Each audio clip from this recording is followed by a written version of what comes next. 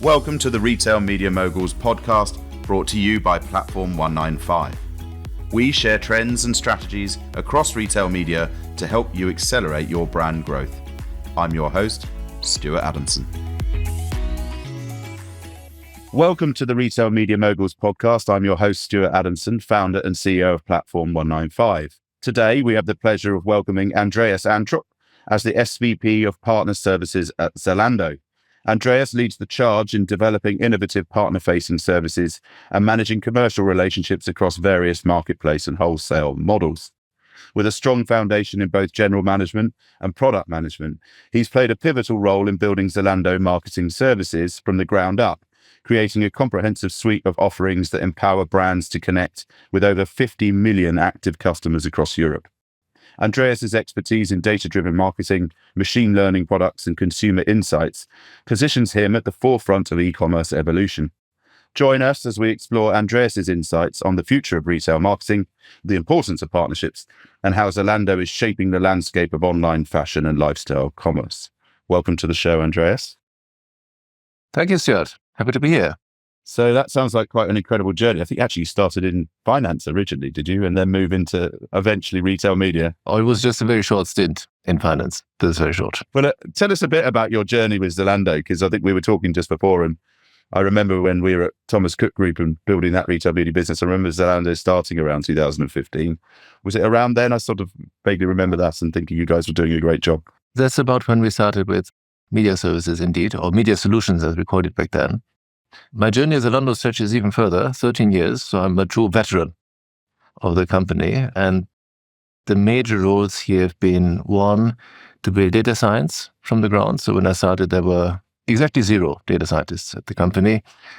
Now it's a couple hundred. And there were things that by now I would establish, like fraud detection, recommendation engine, search, pricing, algorithmic, discounting, these kind of things. Then pivoted back in 2015 into a more commercial role to build our advertising business.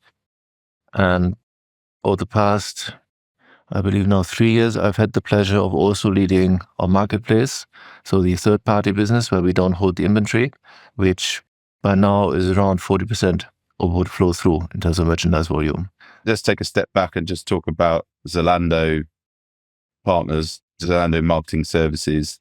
Give us an overview of its offering, the scale of it, number of campaigns, partners, that sort of thing, so our listeners can get a good view of what you are. What I'll also say is a lot of our listeners are from around the world, so if you've got an overview of what Zalando is as well, that would be great too. Sure thing. So Zalando is the preeminent fashion and lifestyle platform in the e-commerce field in Europe. And we serve around a bit over 50 million active customers and across the majority of our European markets. And through marketing services, our partners, so the brands and retailers that sell on Zalando, can get, if you like, a more direct access to this customer base and talk to the consumer through our apps, but also through third-party media. And we help them action that in a manner that aligns with their strategy and helps them to build not only their business on Zalando, but also their brands on Zalando via insight services. So helping them understand how in this consumer base of Zalando's they are being perceived, benchmarked, and also what momentum they have in what areas and what countries.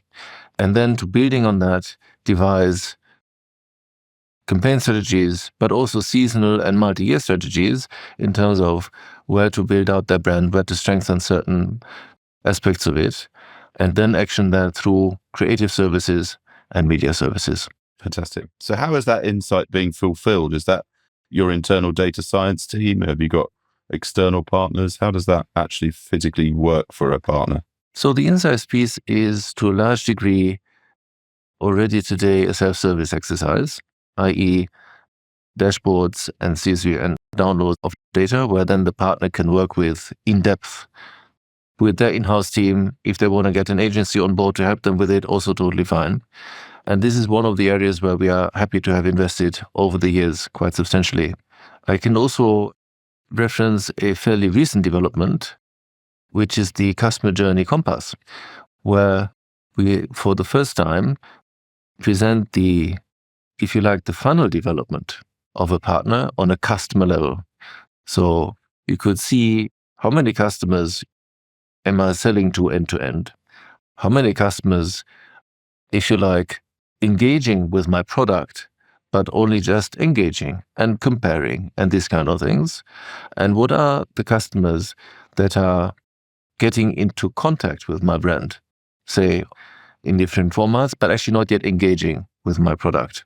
And the nice thing is about this is that since we're talking number of customers, we can actually show this in real numbers. We can show this against your peers. We can name those peers. So you have a very clear view of how the dynamic of your brand is evolving in the context of the market that you're competing in. And then, of course, it also shows you where in the funnel are you possibly a bit narrower than others, where are you broader than others, which again gives you a feeling, where are my, funnel conversion steps better or worse? Where is it that I lose? And then you can go and do some sleuthing on what may be the reason and address it through the full marketing suite and assortment suite. And what's informing that data? Is that just your own data, or are you bringing in third-party data sources? It's predominantly first-party data. So we do on, bespoke basis. So when through retainer also, we work with analysts on our data on your behalf. Then you can also look in, hey, we have this third-party piece that we want to integrate, that we do, but by default, we concentrate on figuring out the opportunity space on the Zalando customer base.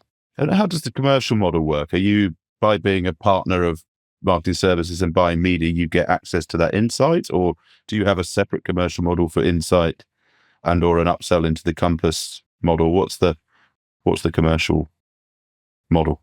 So our default is to say that we want to have our partners, eye to eye. We want to enable all of them to be the best they can for the Zalando customer. But naturally, there's always more questions. Is this virtuous circle, or perhaps it's also the evil circle? Question gives an answer, brings more questions, more answers, and you never stop. So we do also offer the chance to go deeper. And that's where it becomes a paid service. And that's also where we are very, thoughtful and diligent to consult the partner to not get lost, but to stay focused on what can be meaningfully answered based on the things that we can experiment and do with analytics. So that self-serve model, where they come in and have a look at that, do you have a self-serve model then for all of the partnership activities, all the media buying that they can do? That goes through that same self-serve model? In principle, even though we have an extended beta model, so it's not like everything goes live in one go and then for everyone, but it's a staggered approach that can take a bit longer. So to be very clear, the customer journey compass today is not open for everyone. Okay. So you've got 3,500 partners, I think I read on your website. Is that right? It depends a bit on how you count, but it's in the thousands. Depends on how you count legal entities, this kind of thing, and versus brands versus partners, but it's in the thousands. So how do you service that many partners? How is your partnership model for the big partners and the smaller partners in terms of how you service that volume? Well, you see, fashion is a fairly concentrated industry. So if you take the top couple hundred partners, then you had more than half of the overall merchandise volume, and also around that figure in terms of marketing spend. So naturally, you have a bit of a differentiation in how you work with these partners. And essentially is the difference between managed and a self-service setup, where the majority of our partners work in a self-service setup, but for a very good chunk of our partner base, we work in a managed service setup. And what is increasingly coming into play is hybrid, i.e., if you call plain vanilla, always on baseload advertising that's done in a self-serve setup by everyone. And then the more bespoke, the bigger campaigns, that's what you then do, engaging person to person. Interestingly, and you don't often hear it, well, you do, a bit unfair, I suppose, but ultimately one of the things we talked about there was the customer in the role of actually what you're looking at is not just the customer journey, but also how the customer features in those campaigns and what's the best for a Zalando customer. Tell me the import about how you're doing customer-centric marketing for your partners. Give me a bit of insight around that if you can, or how you're enabling your partners to really reach the right customers, make that speak to customers in the right way? How are you involving the customer in that? Well, it starts with painting a very clear target picture where you want to be. And ideally not a question of where do I want to be with this campaign. I mean, it's important to have a clear objective and KPIs that you want to hit, and also a view on what is a good outcome, what is not a good outcome. But what we see time and again, it really helps if you have a clear midterm vision of where you want to be on a customer level. You need to have it in, if you like, in a qualitative manner. What kind of role do you want to play in the lives of customers? But it helps if you can break that down into performance indicators, metrics that show you, am I on the way towards where I want to be? And how do I support that? In what steps with marketing? Another way to put it is helpful if you don't look at marketing as a silo only, but within the broader context of your strategy on the Zalando channel, the European go-to-market. So it's good to have that in context. If you have that context, then we can come into play. A helpful hand is breaking that down into customer metrics. So to understand what kind of customer base do you have today on Zalando versus where do you want to be, where can you be a couple of years from today, depending on how you play the full piano, the suite of services, and also your strength. And that's where, again, coming back to the customer journey compass, you have a look at how do you build that funnel, and how do you, through the combination of, if you like, a calendar-based campaigning with an agile performance marketing setup, how do you build out your path to your target numbers? So on that note, and talking about that funnel, you guys are quite advanced in this space, and you've actually developed that creative agency offering now, which tends to be a sort of fairly advanced piece of the retail media journey. Tell me a bit about, firstly, what role does upper funnel play in the customer mix in terms of how you're bringing that into the marketing services bit? And then tell me a little bit about the creative solutions that your partners are buying from you. Sure thing. So it calls a bit for a textbook answer of, the upper funnel, the brand is like the health that you only feel when you lose it. And again, I come back, it has to be in the context of your general strategy. But what I can say is, and you talked about where's this going, what's the future? There's a few things that we see as Zalando that I think gives a hint. One is that the silos between the funnel steps are breaking away. So what used to be very clear, oh yeah, this is what I do for upper funnel, this is what I do for lower funnel, this is perhaps what I do in mid funnel. These things are increasingly interconnected. And we see that both, if you like, from the bottom funnel up. If you take Zalando as an example, for many partners, they started out seeing us as a performance channel, and then they realized, hey, I can actually see what's happening with my customers, potential customers, consumers out there, if I play more mid-upper funnel, and then how does that translate over time? And what we also see is that through the investments in content and features and the like that we make, we also see more time that the consumer is spending in the right mood on apps like Zalando's. At the same time, you have from the, if you like, more traditional upper funnel end, the media apps, they're trying to move into the lower funnel with advertising services, with connection into commerce platforms like Zalando.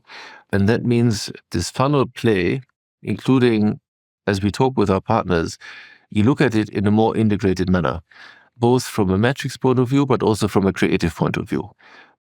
We are not quite where East Asia is. In East Asia, you often have, if you take live stream shopping, you, so to speak, have the whole funnel in one fell swoop within, 5 to 10 minutes. In Europe, the consumer is still slower. Decision-making doesn't go that fast. So typically, you still need like a week for the full decision-making. But already you see signs that some of this more condensed funnel is also landing here in Europe.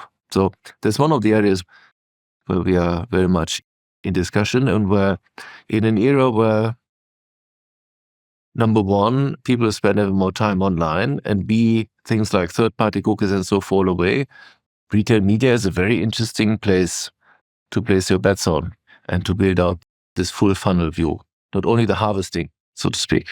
And tell us about the creative solutions then that you are offering.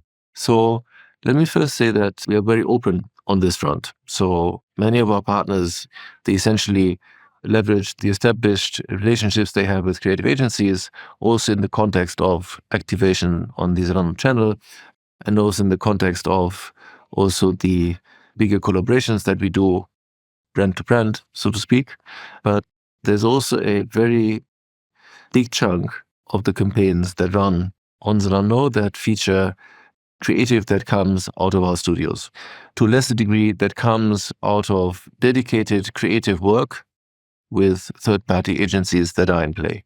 And the advantage that this brings is that dedicated creative typically performs a bit better because it's building on what's clicking with a customer that we see day to day. And there's tons of campaigns flowing through Zalando every day. So there's lots of opportunity to learn what is clicking and what is not, what is resonating.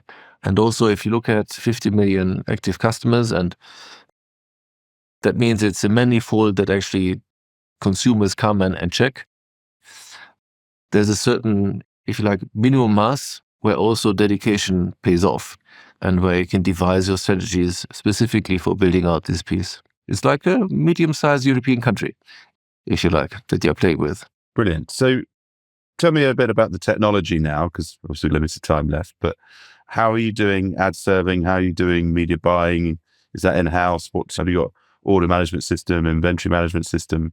What does your stack look like that you can tell us? So let me just say, when it comes to the offsite marketing, so the media buy that's happening not on Zalando, then we're essentially working with best-of-breed third-party tooling to a large degree and leveraging then the first-party data that we bring to the table, as well as, let me just say, the know-how, the experience as an advertiser ourselves has spent hundreds of millions of euros over the years. When it comes to the on-site marketing piece, so the media we place in the Zalando app in particular, that's where the system landscape that we operate is to a very large degree homegrown. And this is the advantage of having had something like basically 10 years of investments into this tech. It's also to a degree the disadvantage, because I have to say the field has been moving quite a bit in terms of tooling support out there. But then we're also very happy to say that when it comes to how to engage with the right customer at the right time, in the right format, right context, the user response models, the customer understanding, that very much is helpful. That very much is very strong. And what about sort of order management and campaign management? Do you have a customer data platform in there? How does that management of campaigns work? That is also essentially a homegrown system, which translates the objectives of the campaign, of the advertiser, into bidding strategies and optimization across the landscape. Today, what I would like to see at some point in the future, that we do this across all media. Today, this is within the on-site media silo, and then the off-site, on-site is something that we would do manually. But that's something for the future. We talked earlier about your partners and a bigger partner, and you talked about brand-to-brand partnership. Can you give us an example of a really great campaign where a partner's come in and done something really exciting and interesting with Zalando? If you look at the bigger campaigns we did this year, actually the on-launch campaign is a good example. So we know 2024 is a year of sports with the Olympics and the Euro. It's also a year for Zalando to hit the accelerator on sports. So it's one of the, as we did in the strategy update in March, is one of the propositions areas that we want to build out. And so, of course, we are also very keen to work with strong partners to bring them onto Zalando to build out that proposition towards the customer together. And as we launched on, back in Q1, I believe it was, what I liked about it is it was a collaborative effort to bring together what's the objective of the partner, what is the objective of Zalando's, and how can we find the right middle ground where both parties say, hey, I really want to make this work. On a strategic level, why to launch on Zalando, but also tactically how to do a launch, a go-to-market, including the campaign surrounding it. And in this campaign, we leveraged what we had learned about the customer and their awareness and their view on these kind of things to build a 3-phase approach that, again, let the customer run through that funnel fairly quick. And that really, if I recall, we had over 100 million unique users that we reached. And from the early launch, the engagement on the product through detail pages, I think it was times 4, times 5 within a very short amount of time. So if you have dedicated understanding of the customer, dedicated creative services around it, and then a clear campaign strategy that informs how you do the media, you can achieve amazing results in a relatively short amount of time. Brilliant. So you've obviously been there from the beginning, Andreas, and obviously you've seen that grow over the last maybe 10 years. From a macro point of view, obviously retail media is now sort of gathering pace hugely across Europe, for example. What do you think's next? What's next for Zalando? Or, well, actually, on a macro level, what's next? How do you see it evolving further now? That's a tough one. There's so many things that can change.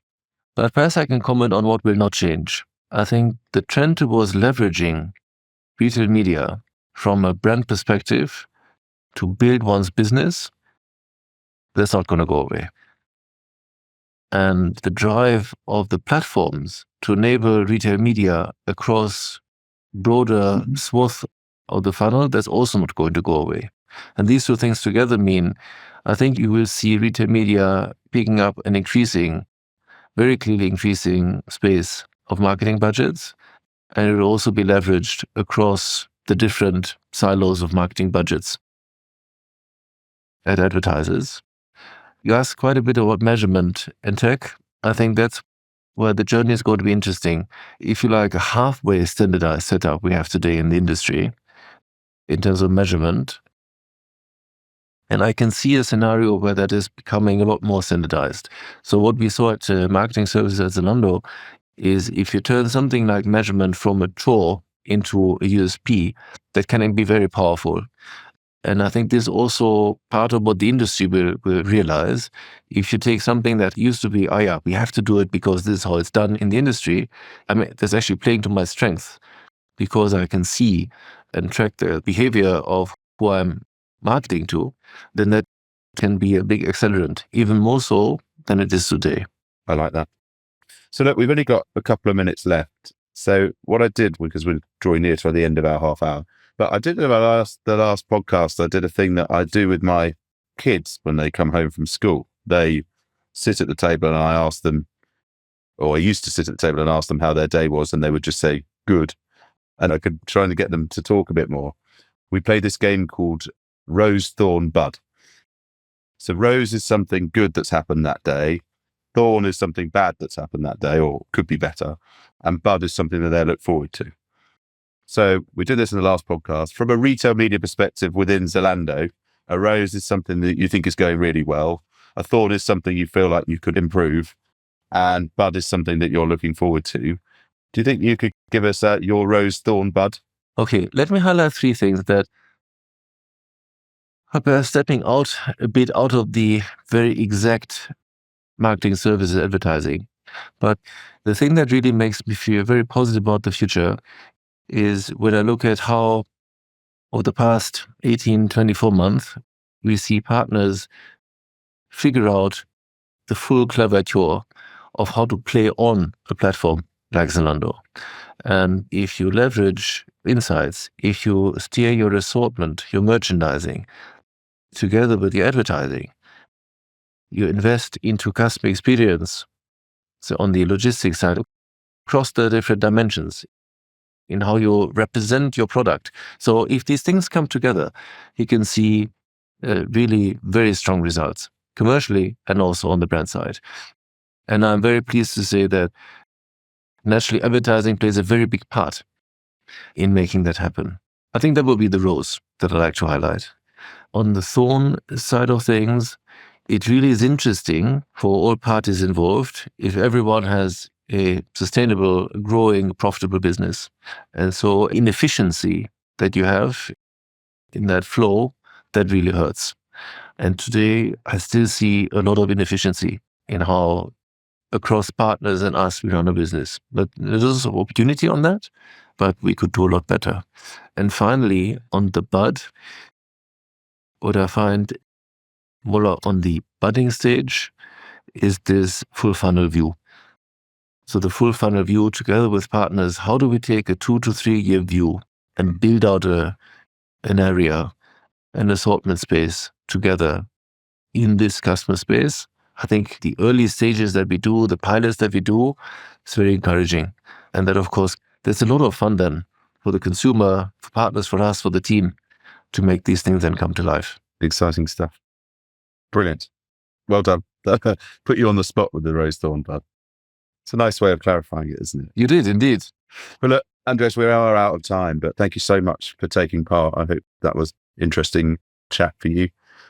Certainly has been for our listeners, I think, and for me. So thank you very much indeed. Really, really appreciate it. Thank you, Stuart. The Retail Media Moguls podcast is brought to you by Platform 195.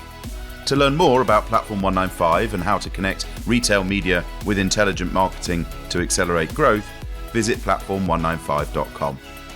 And then make sure to search for Retail Media Moguls in Apple Podcasts, Spotify and Google Podcasts, or anywhere else podcasts are found. Make sure to click subscribe so you don't miss any future episodes. And on behalf of the team here at Platform 195, thanks for listening.